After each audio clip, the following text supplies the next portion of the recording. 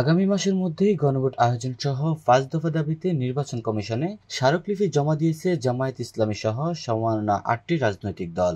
আজ বৃহস্পতিবার প্রধান নির্বাচন কমিশনার এএমএম নাসির উদ্দিনের সঙ্গে সাক্ষাতের পর স্মারকলিপি জমা দেন দলগুলোর নেতারা।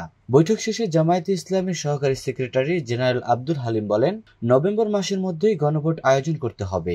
জাতীয় নির্বাচন আর গণভোট একদিনে দেওয়া যাবে না, এ বিষয়টি স্মারকলিপিতে রয়েছে। এখন পরিস্থিতি পর্যবেক্ষণ করে নভেম্বর ৩ তারিখ নতুন কর্মসূচি ঘোষণা দেওয়া হবে। কোনো দল সংশোধিত গণপ্রতিনিধিত্ব আদেশে সংশোধনী আনতে বলছে, কিন্তু সংশোধিত আরপিও হুবহু বহাল রাখতে হবে। এ সময় নির্বাচনের লেভেল প্লেয়িং ফিল্ড তৈরি করার কথাও বলছেন তিনি। এর আগে আজ বেলা ১২টার দিকে আগারগাঁও মোড়ে সংক্ষিপ্ত সমাবেশ শেষে মিছিল নিয়ে নির্বাচন কমিশনে যায় জামায়াত ইসলামীর নেতাকর্মীরা।